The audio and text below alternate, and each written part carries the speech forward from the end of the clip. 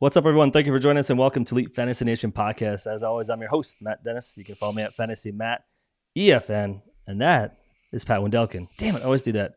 I need to start going that way. That is Pat Wendelken. You can follow him at CityStars136. What is up, man? How have you been? Besides some of the drama that you've had going on in the background. Yeah, always something going on, bro. But we're here. Yeah. We're here to stay, and we're gonna keep on rocking, bro. So we missed some time, but we'll make it up for you with some good stuff. I promise. Fuck yeah! And then Pat's out this weekend, so I won't have a pod this weekend. I'm out on vacation next week. I'll be in Arizona, Phoenix. My first time going out there, visiting my buddies. So yeah, I get go to Sedona, check out the Grand Canyons. Do a little kumbaya, whatever the hell else you do out there. I don't really know, but yeah. So it might be another week. I'm not Aaron Rodgers, by the way, but yeah. This is maybe no A-Rod. No A-Rod shit. But while everybody's here, at the very beginning, hit the like, subscribe. It's down over on Pat's side underneath him. That's just obviously a button. But go hit the subscribe. Give us comments, feedbacks, and everything. This will be a quick pod. It's kind of the dead time of the season. OTAs have kicked off. It is May 22nd today, Thursday. So there's not a shit ton going on, just a little bit of OTAs, guys in shorts, not a lot as far as practices and whatnot. But figured we'd jump on, talk about there are some news that Pat's going to get to here in a second. We'll kind of rattle those off, 3 or 4 things, injuries, and a news nugget. And then we'll kind of talk about some schedules that we're excited about and how they impact fantasy and do like a 5-10 minute pod and jump off, man. So take it away, dude. So I guess the most, a serious one out of the 3 or I really see, you have Xavier Worthy tweaks his hamstring, which is going to be a problem because especially for a speedster. Rashid Rice situation, you have all these wide receiver issues and they don't have that many to begin with. So now it's like, hamstring is a big deal for OTAs. Well, it's a big deal for somebody who relies on speed. I mean, that's push off, so it could affect them the whole year. So that's a problem for their issue. Next, I have Michael Pittman Jr. left practice with a knee injury, so he should be fine. They were saying the coach was checking it out, and it's not as serious. Plus, it's OTA, so they're just gonna let him. Yeah, they're gonna ramp until it gets stuck in there. There's no real rush for anything. And then the other one that also is going to be kind of like a question, because this guy's had issues before, is Kyron Williams. He's going to miss with a foot issue, and foot issues are never a good thing for anyone, especially with all the torque. They have to go off on a running back, and he's had issues already with this, so it's not his first issue. You know what I mean, with this problem. So they're like, Blake Corum, we'll see what happens. Blake Corum season, man, could be a huge opportunity for Blake Corum to step up. I was reading something earlier today that they've already told Blake Corum to start working on his pass blocking so he can get in more plays. So I think they're anticipating it might be longer than what they kind of are alluding to. Yeah, man. So there you go. That's already a little nugget going out there. Looking into it, the Blake Corum stock is going to be on the rise. It should, man, especially in Dynasty. He should be swooped up everywhere. If he's not, definitely take the opportunity now. Put in free agent bids while you can before he gets taken. Oh, yeah. Hell yeah, bro.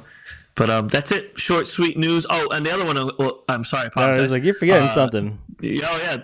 A big one. Justin Jefferson has not reported, and he has no interest so far from what they said. And I'm going to tell you another thing that I read over here in New York, New Jersey. He was at Jets facility this past weekend, I believe, or during the week, randomly. I don't know why Justin or Jefferson? how, but yeah, they said that he was seen in the Jets area on one Jets drive. So, I mean, I don't know how true that is. I mean, there's a lot of people, these reporters around here say that, but I'm just saying that was a possibility. So take it for what it is. I think it's a grain of salt, but he still hasn't come on. For the Vikings, there's still all this contract issues, and he said he won't play without. Down. Yeah, he said he won't play without a contract. Is basically what he said. Yep. And then the other one is T. Higgins hasn't signed anything either with the Bengals, so he's another one that's kind of holding out for whatever it is. I mean, he's still going to make his $20 million, but he wanted a deal. They're not going to give it to him because they got to pay Chase anyway. So who knows? But he signed his franchise tag though, right? He had to have. Yeah. No, he's not allowed on anything till he signs. He hasn't signed anything. He has not been to the facility, and he can't do anything till he signs. He has not signed anything yet. Yeah, correct. Yeah. Yep. So they're waiting on him. Crazy. And that's it. Yeah, man. Yeah. Little bit of drama. Yeah, I mean it's the off season, man. Little shit to talk about here and there, but not much. But we're just gonna quickly do. We picked 6 teams to talk about. We thought that they'd be fantasy relevant as far as their what is it? Their schedule blank there, complete mind fart right there. So check the schedule, and we'll kind of do this quick. I mean, again, off season we're trying to scrap and grab stuff that we could talk about.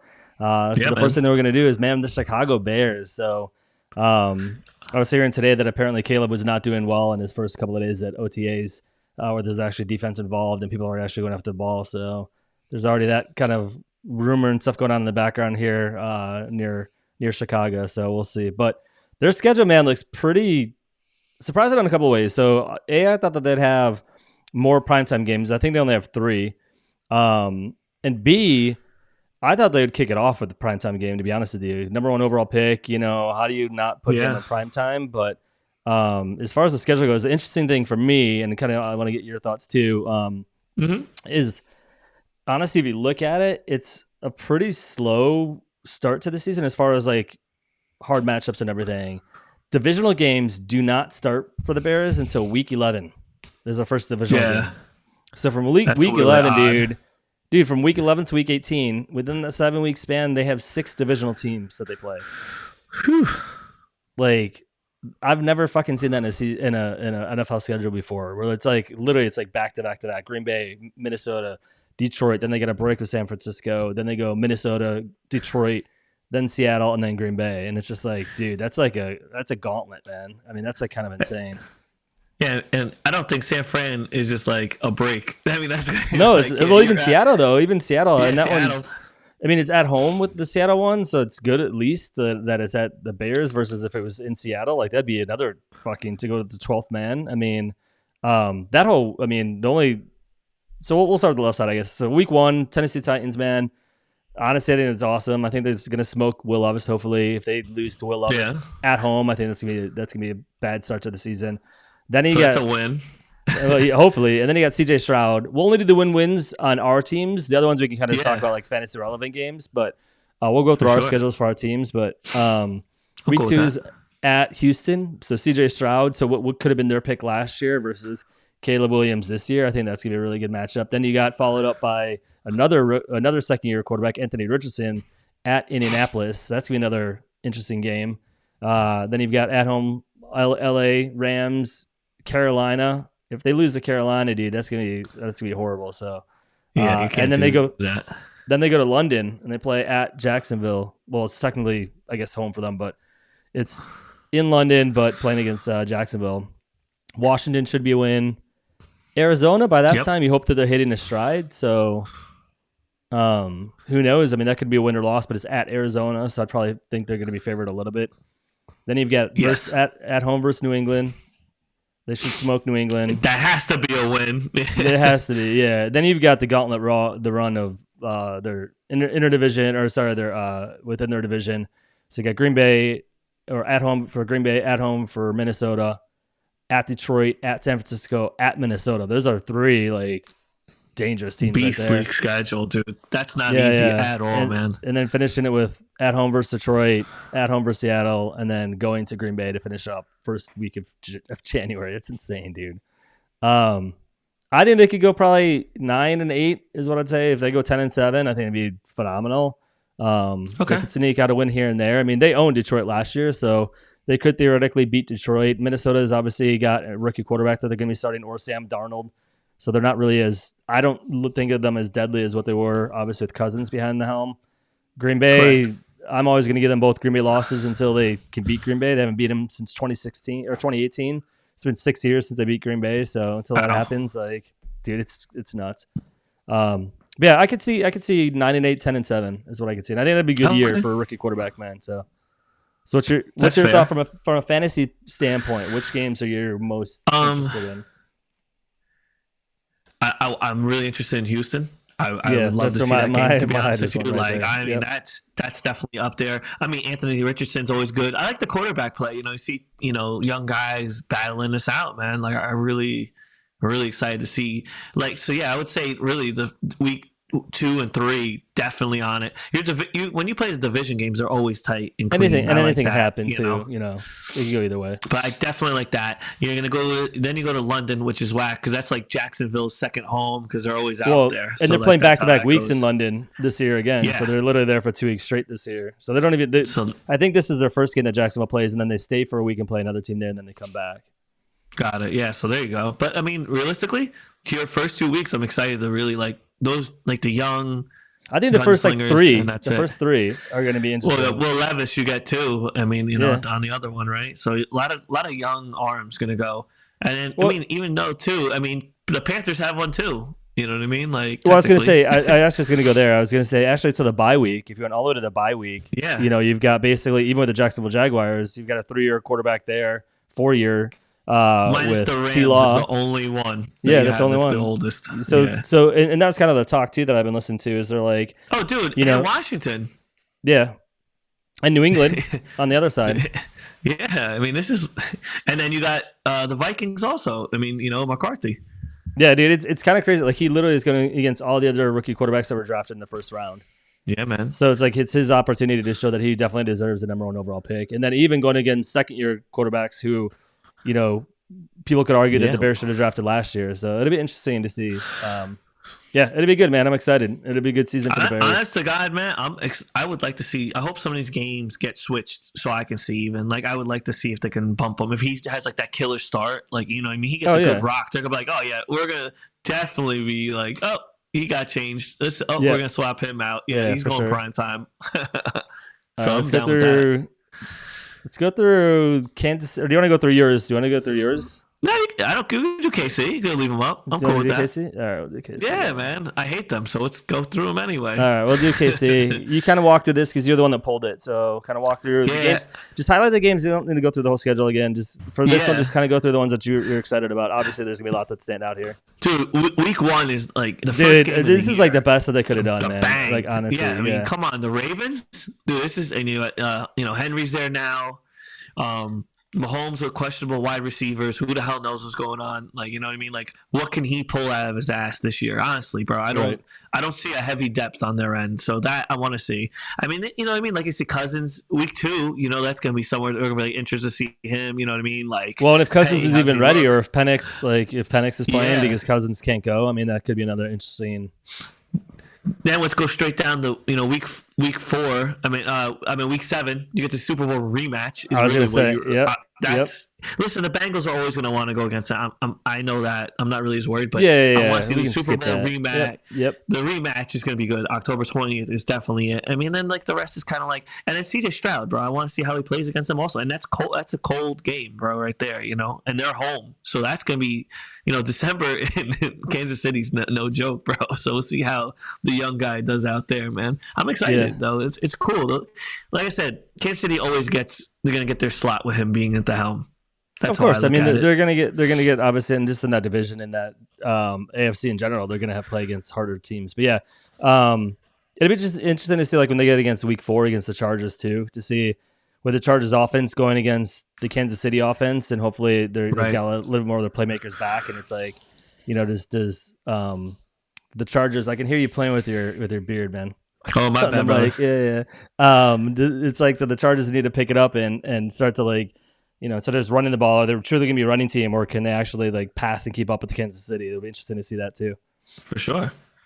I mean, Buffalo's always like, you know what I mean? Like, yeah, it's always it's like 2 guys standing in the middle of the ring, like punching each other, dude. It's just like heavyweight fight between the 2. So, and it's also later game, so it could be cold.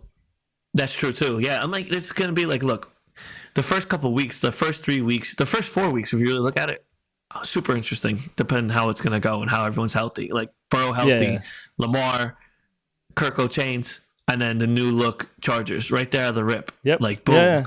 And then whack ass. They've got like a mini bye with like New Orleans. It's like, who cares about that? 5 and 6, nothing, and then 7. All right, Super Bowl rematch. So it'll be interesting, man.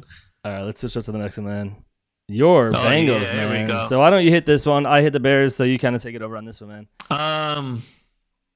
Dude, they started against week 1 against the Patriots, like the weakest fucking Like, starters. I said, all right. I mean, like, you really want that? I mean, that's a home game. Give them the easy Burrow, come back. Here we go. And then second week, it's like, all right, you're going to Arrowhead. At least it's warm this time. I think that's like kind of the benefit of it. It's like starting versus a JV team and then going right into like, your top 5 division team and just been like, oh my God, bro. But then Washington, Monday Night Football, and Carolina, like those two are just like 2 in a row. And then they go back to like a heavyweight and then go back to Baltimore. Yep. It's just like, what the fuck? And then I'll be at that Monday Night Football game. Oh, Sunday Night Football. Sorry, I will be at the Giants game for sure. That's a no-brainer. Yeah, I'll be there for that one because it's still warm and warm enough for me to handle. Because that shit gets cold as shit down there. Oh and yeah. And then the Browns, the Eagles, I want to see. I'm actually really want to see how they do with them. You know what I mean? Like I'm kind of at home, right? That's at home. The black ones are home ones. All right. Yep. And then, like I said, Raiders, whatever. Then Thursday Night Football, that's going to be a great one because they usually put whack games. So you got a great one week 10 against Baltimore away. I just noticed that week 3 is a Monday Night Football game. And you've got fucking Washington and the Bengals on Monday night. That's why I said, I'm like, Monday night? I'm like, that's who you put? They're just probably relying on the rookie to start to like have it be like, I mean, it could be. But you see it though. Look, you got 1, 2, 3, 4. That's 5 like prime games they get. Yeah, no, they got a lot. There's like I think 3 teams have 5 primetime games. It's like insane. Yeah, anyways, that's insane. Yeah, man. Like and then honestly, Dallas. I want to see how Dallas is. They're great during the regular season and just take a shit in the playoffs. But we'll see how that goes. Yeah, man. And then they're gonna play Boyd in Tennessee. That's kind of cool. See a little his last pass team. And the Browns I'm not worried about. Broncos completely care less. And then the Steelers, for somehow, some way, they always play a tight game no matter what. I mean, it's kind of insane. Like, they literally have a lot of what should be layup games. I mean, it's NFL, so you can never say that, right? But, like, even the back end, the last 4 games, Tennessee, Browns, Denver, and Pittsburgh.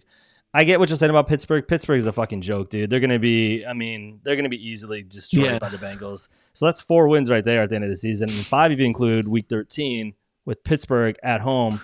So basically they could go 5-1 those last 6 games, no doubt. Yeah. And then maybe even 6-0. And dude, the first month of September, I mean, dude, Patriots should be a win. Kansas City, you can give them a win or a loss, depending how you look at it. Even if you give them the loss, then they beat the shit out of the Commanders, and then they beat the shit out of the Panthers. Yeah. And then okay, Baltimore, always a hard game. Fine, well, whatever. Just in that row, it's just Baltimore and the Eagles. There's only 2 that's a worry. And then the next row is just Baltimore. Yeah, and then that's what I'm saying. Then you said Dallas. So seriously, dude, they can lose 5 games, maybe 5 games. I think it's pretty solid, dude. It's gonna be a nice double digit win column again. So hey, man, gotta stay healthy, bro. Yeah, your boys got to actually finish the season and like actually do like an off-season program. Let's see him finish the literally OTAs in the preseason without getting hurt. Every year he's got something. He never makes it through. Yeah. All right. Well, this is the Texans, man. We'll have to work on your mic too because it's still a little spiking a little bit. But yeah, this is Texans. So, gotcha. So go ahead. So keep going. I know you're not making the Hall of Fame game, but that was really cool. I think it's gonna be cool. I think it's interesting that they did the Hall of Fame game and then literally by week 2 they're playing them again. I think it's a quick turnaround. It's interesting to me. So I like that a lot, man. Me personally, like I said, I like seeing Anthony Richardson. I like the young like week 1, 2, 3, all like again. Very similar to when you were looking at the Bears schedule. I'm looking at the same way at the Texans schedule. I'm like, oh my God. I'm like, well, even the Jaguars. You can throw the Jaguars in there too. Yeah. T-Law is still young. It's on his 4th year, so. Oh, 100%, man. Like, I love the way that looks, man. I'm like, then you got the Bills, the Patriots, another, who knows what. Then you got Green Bay, whatever. Then they play, Anthony Richardson. This schedule is actually like every one of these teams, easy, bro. No, it's not. That's what I was going to say, first and foremost. And then second, like each one of these teams that they're playing against has like fantasy relevance. Like you've got the Colts, you got the Bears, obviously. You've got Jaguars, you got the Bills. New England-ish, you can kind of say. I mean, it might take them a year or 2. Then you got Green Bay, Indianapolis again, obviously. Then you've got the Jets. Yep. Then you go down that next row. Everybody except for Tennessee really has, a lot of fantasy relevance. And then they finish the season with the Dolphins. I mean, it's like... Their bye week is a bye week 14, dude. That's such a late bye week too. Like they're gonna be beat up as hell. I think isn't that the last bye week is 14, right? You think you can? Yeah, 15. Yeah, you can't. Yeah. I think you clipped. This is on the week 14, so you clipped off, or we're missing the other 16, 17, and 18. Yeah. So I think when you clipped it off, funny about yeah, it's all good. We can just Damn go it, through. I man. mean, this is fine. It's Yeah. all good. But like I said, it's not easy. I think the Texans have their work cut out. I mean, they added Diggs and Mixon and some other toys on the defense, but I'm excited, bro. A lot of like no, it's gonna be. They got a lot of relevant. bro. They've got a lot of relevant games that they're going against. Dude, if Aaron Rodgers is actually healthy, I would love to see that. To be honest with you, Stroud and Rodgers going at it would be kind of fun. All right, so we got 2 more to go. Let's hit these real quick, and then I'll quickly talk about what the next. Once we get back in about a week and 10 days, we'll talk about what that next thing will look like. So Buffalo, man. What do you think about this one? So I mean, they start off, dude. I mean, starting off. I'm trying to see this again. So was it at home? Is the light blue and dark blue is away? Do you remember? Mm-hmm. I believe so. Yes. Okay, so at home against Arizona, then they got right into Miami, who last year Miami played really well at the beginning of the season. We'll see if they're the team for the beginning of the season or the end of the season. Then you got the Jaguars. Then you got this is like a murderer's row, dude. Then they've got the Baltimore, Houston Texans, Jets. The first easy, quote unquote, easy game that I would say is Week 7, which is October 20th against Tennessee. I mean, up until that point, that's like a murderer's row, dude. Straight. And then, dude, then they go Dolphins, Colts, and then Kansas City again. Kansas City Week 17 before the bye. Matt, that's almost all prime time. So September 12th. Yeah, this is another one of the teams that I said that had 5. Sunday night, and then skip one. And it's crazy. They skipped Stroud because Stroud could have been easily another prime time game also in my eyes. And then they go straight to the Jets for Monday Night Football. I mean, that's insane. At least they got it right, though. Yeah, and then the back half of the season, then they've got Kansas City bye. Then the back end of the season is just like minus New England. The back end is like every one of those games is gonna be a must-watch game just because of like the fantasy relevance. So super relevant. There's gonna be a lot of playoff implications on that end for sure. There's no ifs, ands, or buts about it on that one. Hell yeah! All right, let's wrap it up with the 49ers, man. You take this one away. Niners, bro. Man, they're always going to be there. I mean, they're the losers at the Super Bowl, but I like it. Dude, just like you said, like the Jets, like there's a lot of playoff, like for fantasy wise, it's a lot of juice on every end. McCaffrey, Purdy, Debo, Ayuk, like whatever's going to be there mixed with that. And then look, the Jets, Vikings, I like it. Rams, got Puka, got plenty of stuff. Patriots, Cardinals, like you said, maybe. Seahawks, mix. The Chiefs, like always. The Cowboys, even the Bucks, bro. I mean, there's a lot. I mean, it's not an easy season. It's not the easiest. It's not the hardest, but yeah. And like your Bears are in there. I like that. The Bears, though, I mean, that could be the end of the season when they're actually like hitting their stride. That's what they did last year. It was like they were almost elite towards the end of the season. The Bears were. So I mean, that's not going to be an easy win. Then they wrap it up with Miami, Detroit, and Arizona. Those are all going to be 3 playoff teams. So I like it, bro. Crazy. Super. I like the schedule season, man. Like it's kind of like you could kind of see how it is minus injuries. But well, dude, and I keep forgetting too. Before we get to the next thing, I keep forgetting because like I keep thinking it's for some reason March, and it's almost the end of May, and it's gonna be June before you know it. And then it's going to be spring training camp, and then it's going to be July. I'll be here, and it'll be right into like training. It'll be right into like training camp, and then going right into like the preseason in the beginning of August. So it's like it's kind of nuts like how quickly it comes on us. And I keep thinking it's like 5 or 6 months away, and it's literally only 3. It's like it's really crept very quickly. So and the NFL's got it good where they're trying to keep as relevant as they can from draft to anything. You know what I mean? Whatever they can combine, like to keep you hooked, dude. Yeah. So before we wrap it up, I just want to kind of show this. I was talking to Pat before. Take this down. I was talking to Pat before we jumped on. We won't get too much into this, man, but this is going to show you just kind of how crazy other leagues are. So this is a salary cap league. The one that I'm in, I started last year, joined last year, I should say. And it's kind of interesting. You start with like bidding like you would in an auction draft, but those bids end up becoming the salary, and then you keep those for as amount of years as you tag them, which you kind of see in the right. I'm not going to go a lot into this, but kind of shows you like how crazy some leagues are, man. Like this is a 50 or a 48 man roster, and then you play I think 4 or 30 every given week. You got to play about 30 players, so intense, dude. So full IDPs, so defensive players as well. You got a kicker and you got a punter. The PK right here. Wow. You got a place kicker and a punter, and you got coaches too at the very top. You can see coaches that you have to draft too. So it's intense, dude. And then another thing that you do is you do offenses as well. So I've got the Dallas offense and the New Orleans Saints offense, and you have to bid on everybody. So it's a league that I'm in. It's called the Superflex League. So shout out to those guys. They've been trying to get me to shout out the league for the past, I don't know, a couple of months. So we're actually doing. Yeah, so we just had an auction to kind of get free agents, so build up the team, and then our rookie draft we're going to be doing live in Chicago, June 6th, I believe, 6th to the 9th. So it'll be interesting. I'll probably take some photos and drop them on Instagram or whatever, or the X, whatever the hell it's called now, Twitter Space, X, whatever you want to call it. Yeah, but it's cool, dude. It's such an interesting way of looking at it, and it's kind of like Dynasty, but also like redraft because you can trade a lot quicker and a lot easier. You can keep teams and build teams up quicker, and if teams are tanking, you can be in contention. It doesn't take you 5-6 years to get back into the groove. It's easier to kind of make things work. So I thought I'd be interested in to show just a different format. There's some crazy leagues that are out there during this off season. That's one thing that I want to do. I want to kind of spend a show and we'll kind of break down different formats and different leagues and how leagues are different. We can talk one day, dude, Pat, we can talk about guillotine leagues, what that is, and kind of describe that kind of theory and format.